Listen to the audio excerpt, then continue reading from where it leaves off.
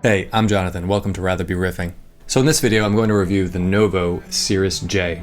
I'll start out talking a bit about Novo guitars and how I became aware of them. I'll cover the specs of this particular model, then I'll do a ton of sound comparisons and share some of my observations around what I'm hearing, as well as what I think about the playing experience of the guitar. And ultimately, I'm trying to decide what role this guitar can play within my guitar collection, so I'd be very curious for your comments and observations as well. Now, I didn't seek this guitar out. It wasn't something I was lusting after, but I did somehow end up with it. So I'll talk a little bit about that later in the video. But first, let's start out with reading a little copy on some of the dealer websites in terms of what to expect from Novo guitars. Novo guitars, perfectly combined vintage inspiration with modern innovation. Each instrument is carefully crafted by hand with impeccable attention to detail and an unparalleled playing experience at its core.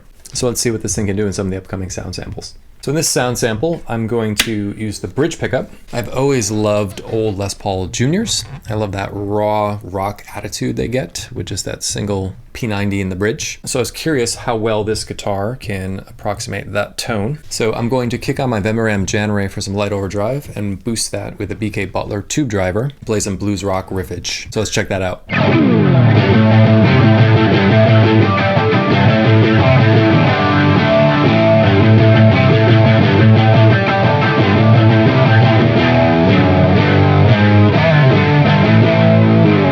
So Novo Guitars are a small boutique company. They make guitars out of Nashville, Tennessee. I first became aware of them via Rhett Shull's YouTube channel. He's a big fan of these guitars, and I think there's probably many folks out there that also became aware of them via his videos. And so that was a number of years ago. This is the first one I'm able to ever encounter out in the wild. They're pretty hard to come by as far as I understand. They're not made in large quantities. This one happened to be used, and it was a bit of an impulse buy. I walked into the shop, picked it up. It felt incredible. And at the time, I didn't have a P90 equipped guitar in the arsenal, and I love P90s, so I took a shot on it. So another thing I've always loved about P90 pickups is their clarity and string separation. So I wanted to demonstrate that next. I'm going to be playing a hybrid rhythm part where I'm playing the bass line at the same time as the melody. I'm going to kick on my Noble's ODR1 Anniversary Edition for some light overdrive. So let's check that out.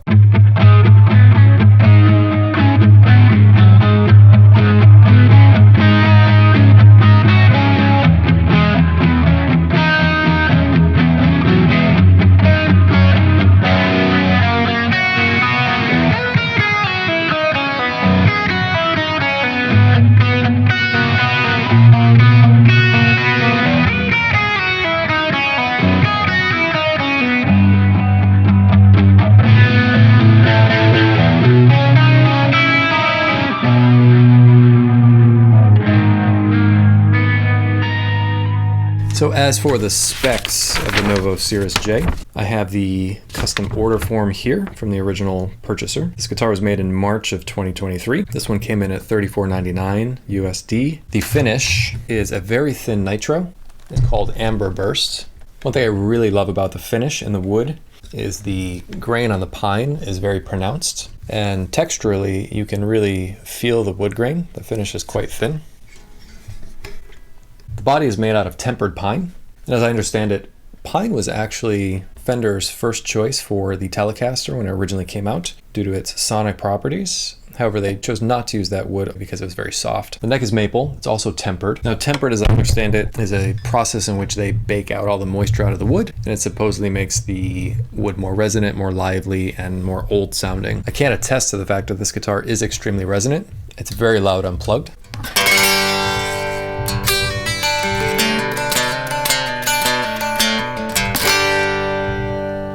This guitar comes equipped with Lindsay Fralin P90 pickups, 3-way switch, master volume, master tone. This has the mastery vibrato. One thing to note on this bar has a tendency to fall out very easily.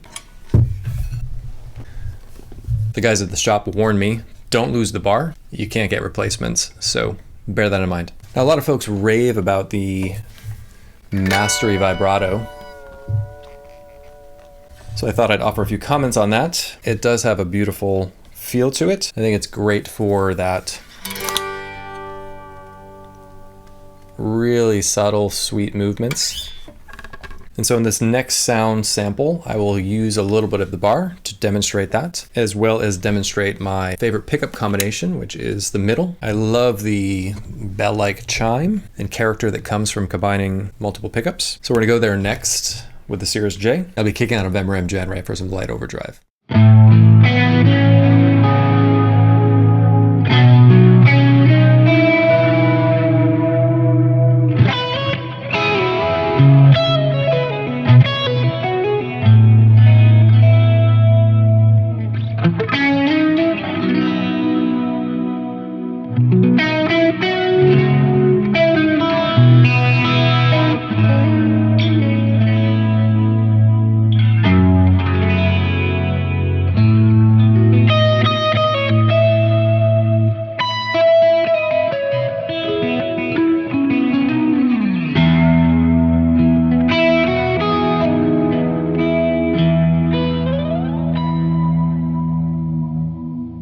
The neck on this guitar is a 9.5 inch radius. They also offer different options like a compound radius, and it has a 25.5 inch scale length. Fretboard is East Indian rosewood. This one has a 1.65 inch nut width. The nut material is bleached bone.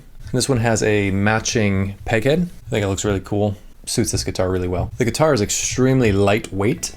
The back of the neck feels incredibly smooth. That's what actually drew me into the guitar when I pulled it off the racks initially. It reminds me a little bit of a billiard stick that's been worn down. The back shape is a C shape, and the frets are medium nickel silver. All right, so up next, let's check out some clean tones, no pedals, straight into the amps. And I'll be playing some arpeggiated chords, toggling through the neck pickup, middle position, and bridge position. So you get to compare how each of the pickup settings sound relative to one another.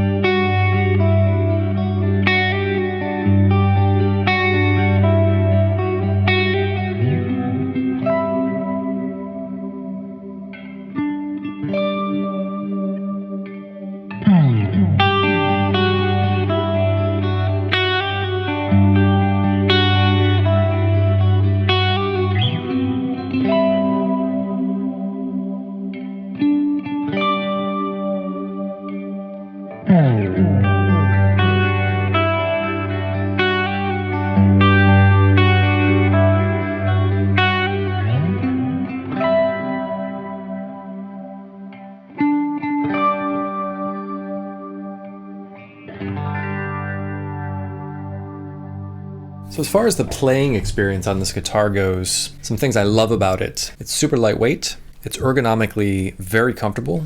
The body shape really is quite balanced when you're sitting and playing. The satin neck, as I've mentioned, is super comfortable. The neck's not too small, not too big. It's a really nice middle ground. I lowered the action quite a bit when I received the guitar. All right, if this was a drinking game, every time that bar fell out, I think we'd all be wasted by now. I lowered the action quite a bit when I brought the guitar home. It took that setup wonderfully. It's been very stable and plays really well. So my only minor gripe with the guitar when it comes to playability is the string tension is a little tight for my preference. I really notice it when I'm bending in particular. I have to work a little harder for it. That's something that could be easily accommodated by lowering the string gauge. I have 10s on here. I could go down to 9.5s or 9s, or even tuning the guitar down to E flat, which I enjoy doing from time to time. Again, not a deal breaker, but it is something I noticed. Even for a 25.5 inch scale length, the string tension feels a little tighter than I'm used to. Now, I don't know if that's a general characteristic of all Novos or just something that is idiosyncratic to this particular example. I haven't played a lot of these. I've only had a chance to play one other one, and it felt more slinky than this one, despite having the same scale length. So just an observation that I thought I would share, something to consider when you get your hands on one of these. All right, so in this next sound sample, I'm going to play a lead over a rhythm track. I'll be using the Novo for both parts. For the rhythm track, I'll be using the Noble's ODR1, and for the lead tone, I'll be using a Tube Screamer stacked with a Shanks ODS1.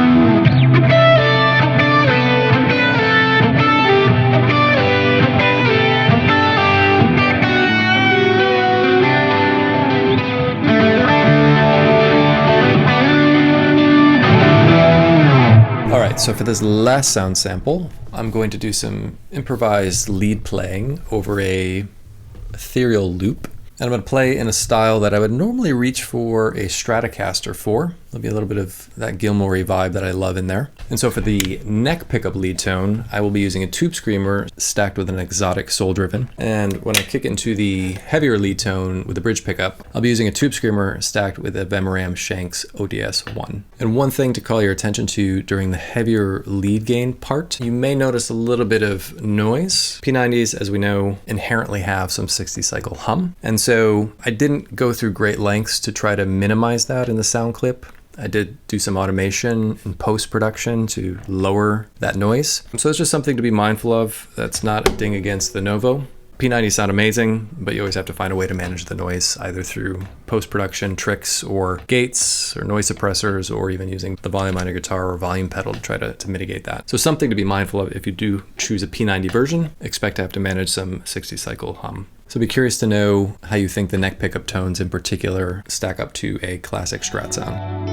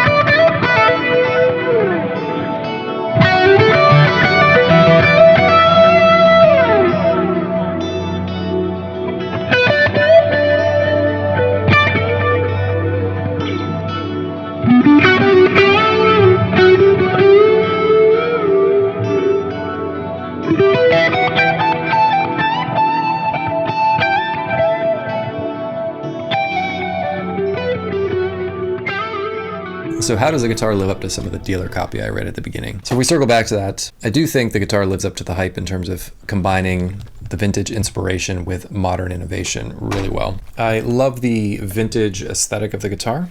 The thin nitro finish is quite comfortable. It feels great on the neck. I love the aesthetic of it. The light relicking is very tasteful. It truly feels like a vintage instrument in my hands. However, the modern innovation is something I really value and appreciate. I love guitars that are easy to play, that intonate well, that stay in tune when you use the vibrato, and They really knocked out of the park here, I think, with balancing that modern playability with vintage aesthetic. So a big fan in that regard. So when it comes to the sound of the guitar, I'll share some of my observations. I do believe this guitar is super versatile when it comes to tones. I deliberately covered a wide spectrum in the sound samples, and I think the guitar pulled them all off very well. I think the P90 pickups in particular are super versatile and a great match for this guitar. I love the clarity, the touch sensitivity, the dynamic range, and the string separation all make for a lovely sounding guitar and one that's quite expressive. And so the last question on my mind I wanted to answer is, so what role does this guitar play within my collection? I've never been into offsets or jazz masters or things of that like, and it wasn't really something I was seeking out. I just happened upon this guitar. I loved the vintage vibe. It felt great in my hand. I was looking for a P90 equipped guitar, and I took a gamble on this. And I do have to say, this hasn't been an everyday player for me, because I've got all the archetype guitars covered in my collection, from Les Paul to Tele to Strat to Gretsch to 335, etc. But what I do love about having this guitar is when I want to just have a totally different experience and play something that doesn't feel like any of the archetype guitars, because I find that it just brings something different out of me. It changes up my routine, it can get me out of a rut. And so while for me it's fulfilling the role currently of providing something different and unique, at the same time I do think this could be somebody's everyday player. It could be the one guitar you pick up and bring to a gig to cover all the grounds, and I think it would do that very well given its tonal versatility. So that wraps up the video. I would love to hear your observations as always. If you've played a Novo guitar before, I would love to hear about your experience with them. If you have any questions, please hit me up in the comments. I would be happy to answer. As always, thanks for watching, and I'll see you in the next video.